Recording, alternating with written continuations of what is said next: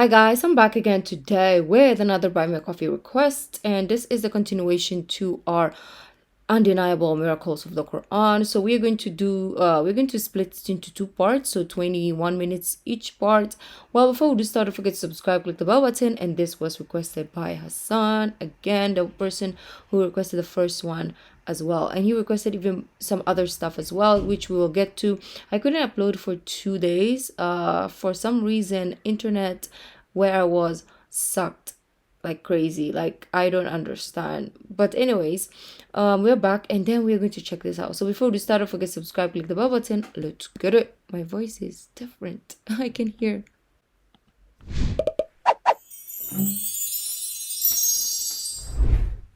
Animals and birds live in communities. There is not an animal that lives on the earth, nor a being that flies on its wings, but forms part of communities like you. Al-Quran, chapter 6, verse 38. Research has shown that animals and birds live in communities, i.e. they organize and live and work together. Everything made in pairs. And of everything we have created pairs. Al-Quran, chapter 51, verse 49. This refers to things other than humans, animals, plants, and fruits. It may also be referring to a phenomenon like electricity, in which the atoms consist of negatively and positively charged electrons and protons. Glory to Allah, who created in pairs all things that the earth produces, as well as their own humankind and other things of which they have no knowledge. Al-Quran, chapter 36, verse 36. Oh, wow.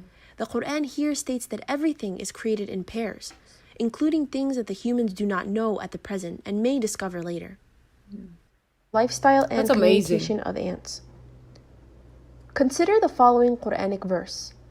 And before Sulaiman were marshaled his hosts of jinn and men and birds, and they were all kept in order and ranks.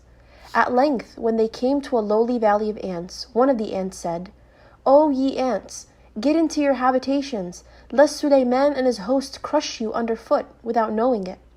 Al-Quran, chapter 27, verses 17 and 18. In the past, some people would have probably mocked at the Quran, taking it to be a fairy tale book in which ants talk to each other and communicate sophisticated messages. In recent times, research has shown us several facts about the lifestyle of ants, which were not known earlier to mankind.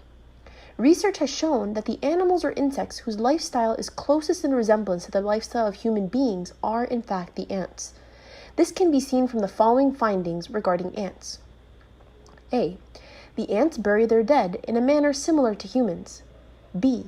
They have a sophisticated... I didn't know that. Wow. Wow, I didn't know that. We learn something every day. See that? System of division of labor, whereby they have managers, supervisors, foremen, workers, What? etc. C. Once in a while... Maybe we should learn from ants. Maybe they're more advanced than us, right? They're gonna conquer the world. We're worried about aliens. We should be worried about the ants. I'm just kidding. Amongst themselves to have a chat. D. They have an advanced method of communication amongst themselves. E. They hold regular markets wherein they exchange goods. F. They... What? Why don't I know any of these? I just know ants were very systematic. Like they carry the food together, in a line, and you see them just running around in a long line or marching around. But I never knew it was very organized. Ants are so advanced, right? Let's learn something from the ants. I know they bite and it hurts, but we can move on. Maybe we should hire them as like our organizers, because they are amazing. Store grains for long periods in winter, and if the grain begins to bud, they cut the roots, as if they understand that if they leave it to grow, it will rot. If the grains stored by them get wet due to rains, they take these grains out into the sunlight to dry. And once these grains are dry, they take them back inside, as though they know that humidity will cause development of root systems and thereafter rotting of the grain. Smart! Barrier between sweet and salt waters. Consider the following Quranic verse. I've heard this He has before. let free the two bodies of flowing water, meeting together. Between them is a barrier which they do not transgress. Al-Quran, chapter 55, verses 19 and 20. In the Arabic text, the word barzakh means a barrier or a partition. This barrier is not a physical partition. The Arabic word maraja literally means they both meet and mix with each other. Early commentators of the Quran were unable to explain the two opposite meanings for the two bodies of water, i.e., they meet and mix, and at the same time, there is a barrier between them. Yeah. Modern science has discovered that in the places where two different seas meet, there is a barrier between them. This barrier divides the two seas so that each sea has its own temperature, salinity, and density. Oceanologists are now in a better position to explain this verse. There is a slanted, unseen water barrier between the two seas through which water from one sea passes to the other.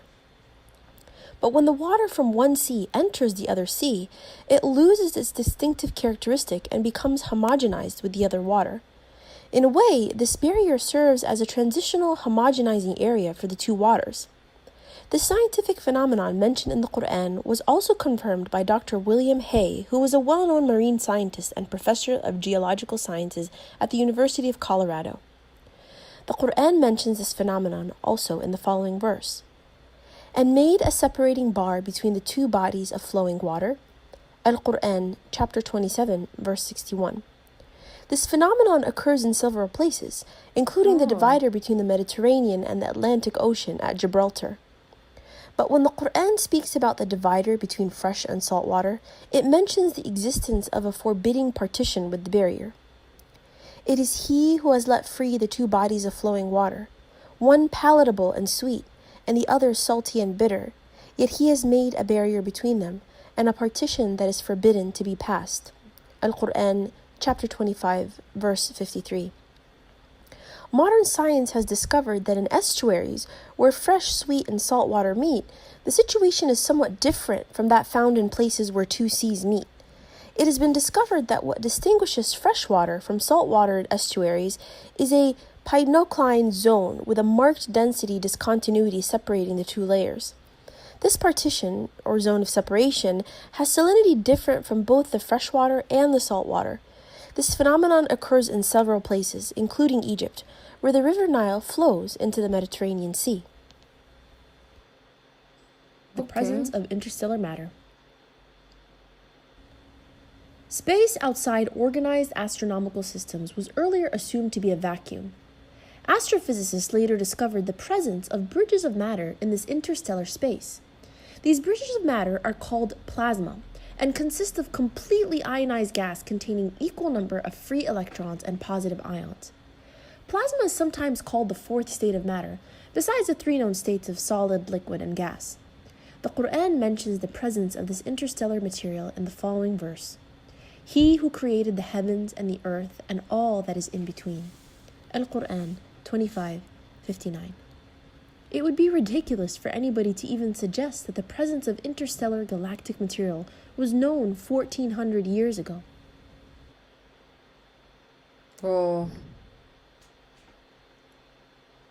Fruits created in pairs, male and female. And fruit of every kind he made in pairs, 2 and 2.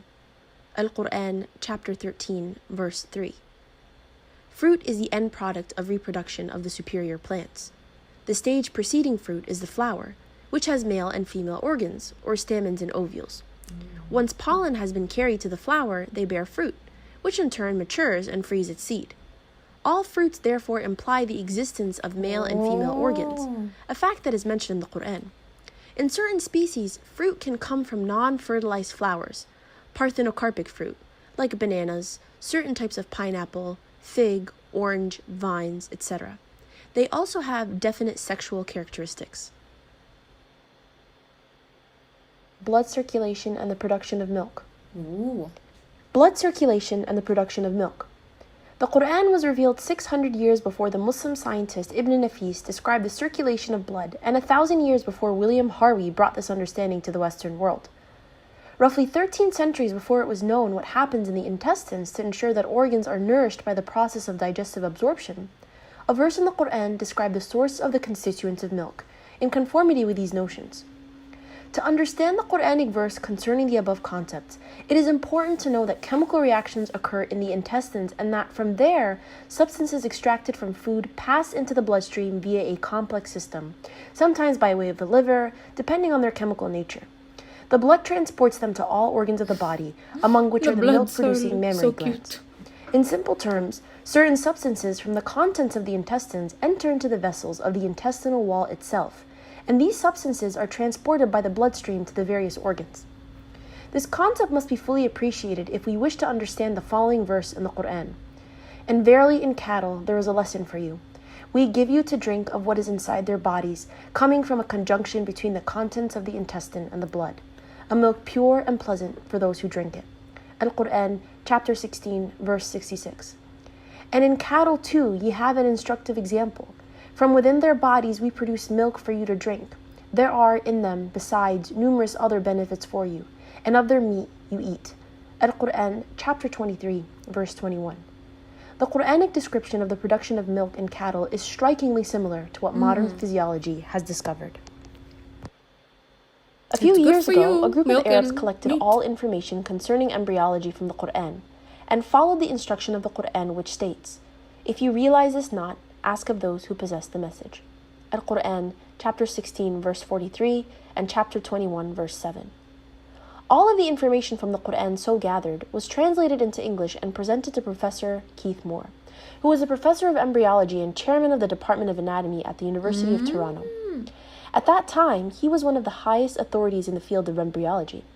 He was asked to give his opinion regarding the information present in the Quran concerning the field of embryology.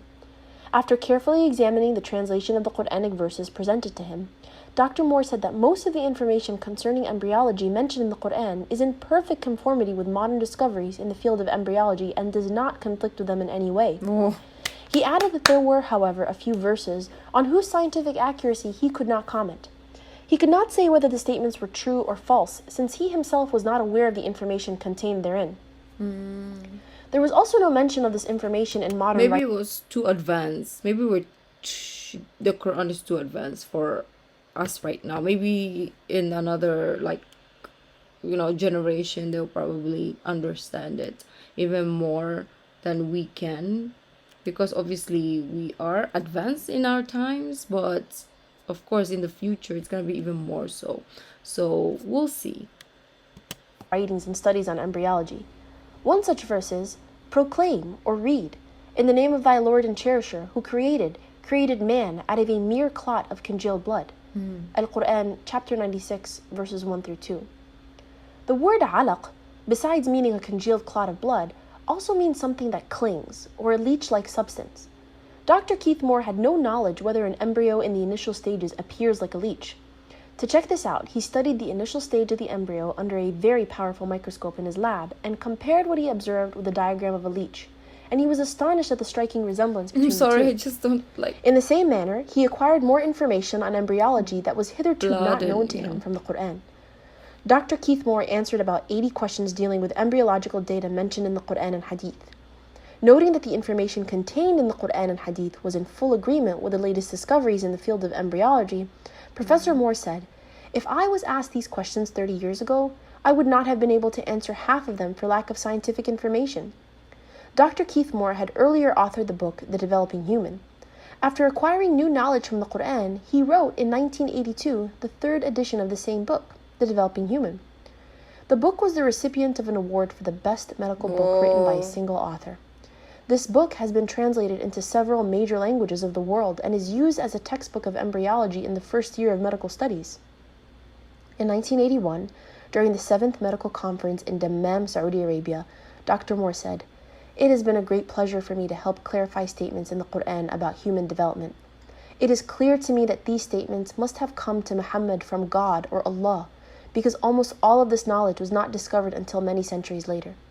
This proves to me that Muhammad must have been a messenger of Allah." Dr. Joe because how will he know, right? How will the Prophet know all these things? Simpson, chairman of the Department of Obstetrics and Gynecology at the Baylor College of Medicine in Houston, proclaims, "These hadiths, sayings of Muhammad, peace be upon him, could not have been obtained on the basis of scientific knowledge that was available at the time of the writer.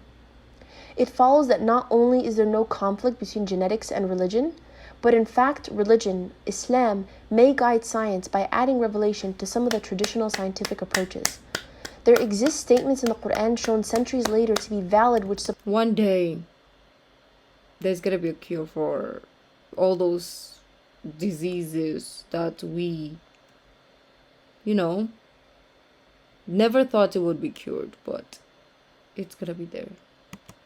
Important knowledge in the Quran having been derived from God. People used to worship the sun. People used to worship the moon. People used to worship the stars. I'll tell you something so cool. It's totally not related to this lecture. It's a complete tangent, but I have to tell you because it's that cool. I'm intrigued. In about 5 years ago, they did an excavation of the city of Ur, U-R. The city is spelled U-R, ancient Babylonia, some parts of Iraq, outskirts of Iraq near Turkey somewhere. And they found a city buried about 50 feet under the ground. Oh. An ancient city. And their Bible scholars actually now agree, Jewish study scholars agree, that was the village of Abraham, Babylonia. And they found in that village thousands of idols. Thousands, small, big, action figure size, regular size, 2-liter bottle size, and then mega size, and then you have the super mega size, etc. All size of idols. Every household, different idols. The Bible says they worshipped many idols. The Bible says what? They worshipped? Many idols. The Bible never says he saw the sun, he saw the moon, he saw the star. He doesn't, the Bible doesn't say that. By the way, kawkab, kawkab in Arabic is actually Jupiter. So the Quran mentions that Ibrahim alayhi salam pointed to the sun, he pointed to the moon, and he pointed to Jupiter. Okay? Now, when they dug these idols, how many idols did they find? What did I say? Thousands. But they only found 3 idols that were bigger than everybody else. There were 3 guys, 3 giant men, idols. One guy, his head was shaped like Starbucks, like the sun. One guy, his head was a crescent moon. And one guy was a planet with rings around it. Which is what? Star. Jupiter. So they now think that the 3 main gods of that society were the sun god and the moon god and Jupiter. The Bible never said anything about this. What did?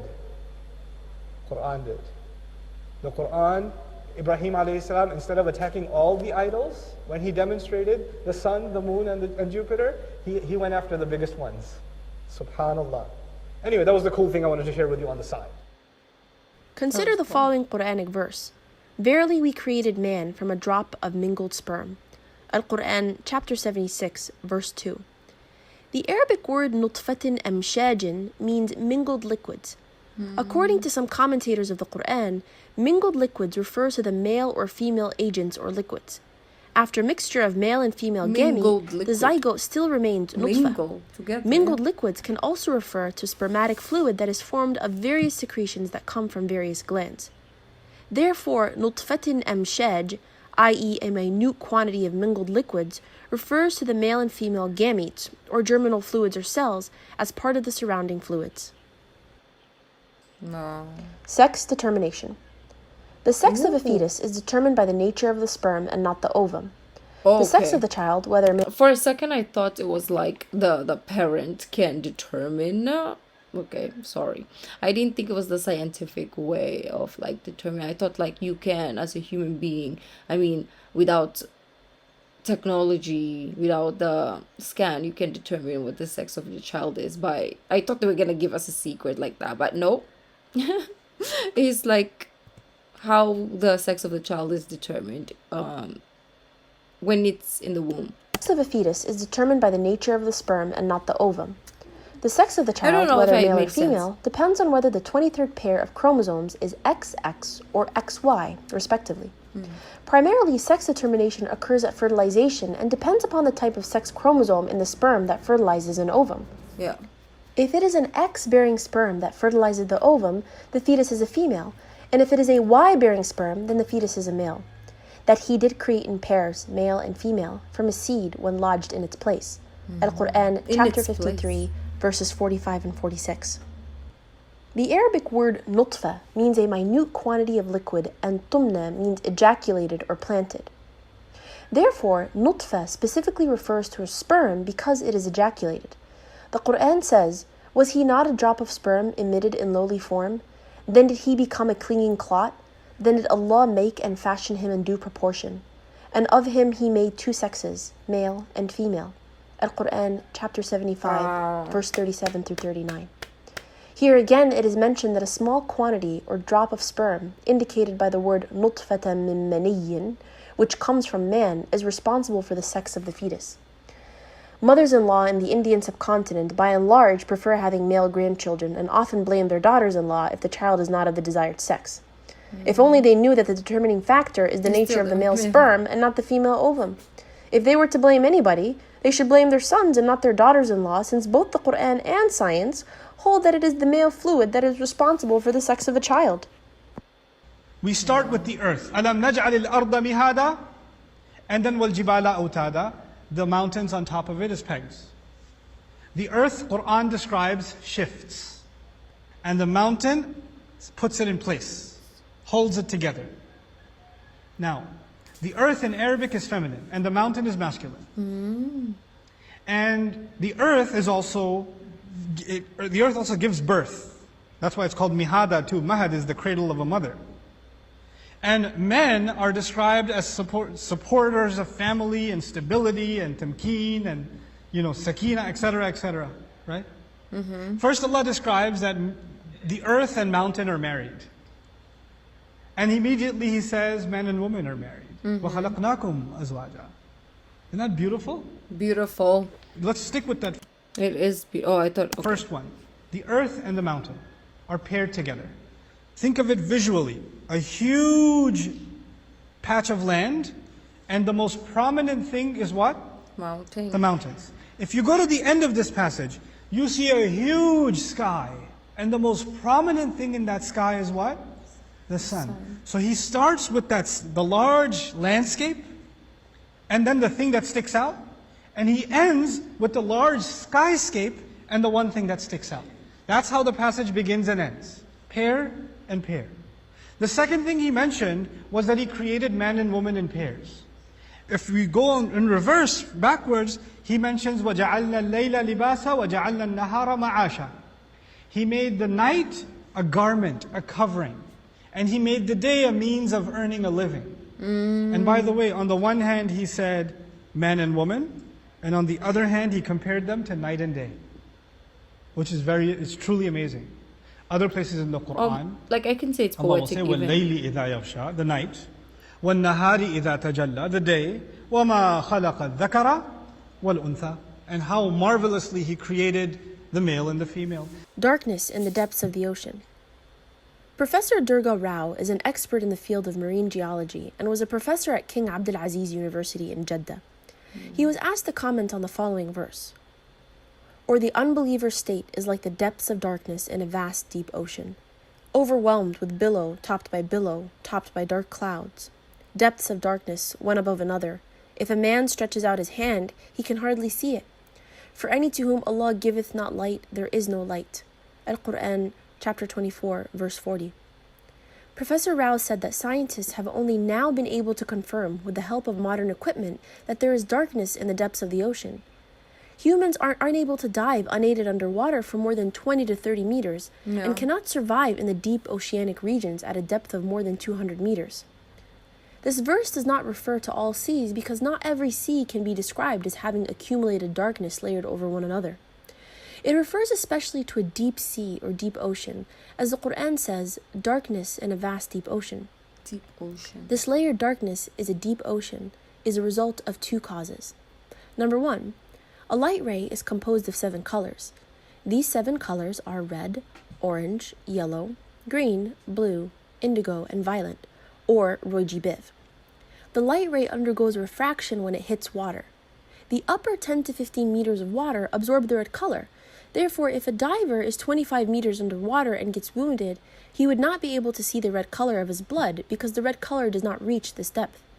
Similarly, orange rays are absorbed at 30 to 50 meters, yellow at 50 to 100 meters, green at 100 to 200 meters, and finally, blue beyond 200 meters, and violet and indigo above 200 meters. Due to successive disappearance of color, one layer after another, the ocean progressively becomes darker, i.e., darkness takes place in layers of light. Below a depth of 1,000 meters, there is complete darkness. Number 2. The sun's rays are absorbed by clouds, which in turn scatter light rays. We will end it here and then we'll continue tomorrow. This was very fascinating. There's so much more I feel like that we have here as well, that we haven't heard from the other one, right? The other one was more, I don't know how to say, theoretical, I don't know, but there's like a distinction in what we learned in the other video to what we're learning in this video, but it's all together like fascinating and lovely and like, you know, shocking when we hear it. But anyways, thank you guys for joining me, and I'll see you guys tomorrow. If you like the video, don't forget to give this video a thumbs up, subscribe. I'll see you guys in the next video. Bye.